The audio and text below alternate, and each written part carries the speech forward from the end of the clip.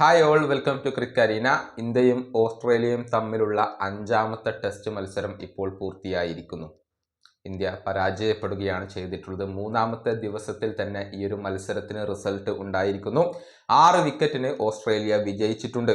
നമുക്കറിയാം, ഇന്ത്യയുടെ ആദ്യത്തെ ഇന്നിങ്സ് 185 റൺസിന് അവസാനിച്ചിരുന്നു.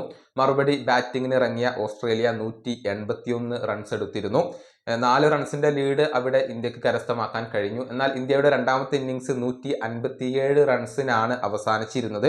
മറുപടി ബാറ്റിംഗിന് ഇറങ്ങിയ ഓസ്ട്രേലിയ 4 വിക്കറ്റ് നഷ്ടത്തിൽ 162 റൺസ് എടുക്കുകയും 6 വിക്കറ്റിന്റെ ഒരു വിജയം സ്വന്തമാക്കുകയാണ് ചെയ്തിട്ടുള്ളത്. ഇതോടുകൂടി BGT പരമ്പര ഇന്ത്യക്ക് ഇപ്പോൾ നഷ്ടമായിട്ടുണ്ട്.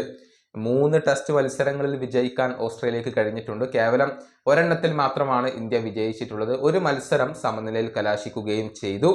10 വർഷത്തിന് ശേഷം ആദ്യമായാണ് BGT സീരീസ് ഇപ്പോൾ ഓസ്ട്രേലിയ സ്വന്തമാക്കുന്നത്. ഇന്ത്യയുടെ ഒരു ആധിപത്യം അവസാനിച്ചു എന്ന് തന്നെ പറയേണ്ടി വരും. മാത്രമല്ല, WTC ഫൈനലിന് ഇനി യോഗ്യത നേടാൻ ഇന്ത്യക്ക് കഴിയില്ല എന്നുള്ളതാണ്. എല്ലാ വാതിലുകളും ഇപ്പോൾ അടഞ്ഞിട്ടുണ്ട്.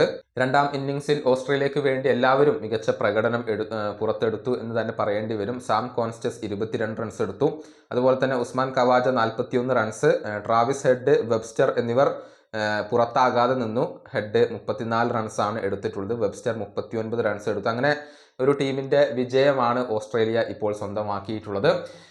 ക്യാപ്റ്റനായ ബൂംറ ഈ മത്സരത്തിൽ ബോൾ ചെയ്യാൻ ഇല്ലായിരുന്നു. അതായത് സെക്കൻഡ് ഇന്നിങ്സിൽ ബൗളിങ്ങിന് വന്നില്ല എന്നുള്ളത് തീർച്ചയായും ഇന്ത്യയെ സംബന്ധിച്ചിടത്തോളം തിരിച്ചടി ഏൽപ്പിച്ച ഒരു കാര്യമായിരുന്നു. ഈ വീഡിയോയുടെ അവസാനിപ്പിക്കുന്നു. അടുത്ത വീഡിയോയുമായി വീണ്ടും കാണാം.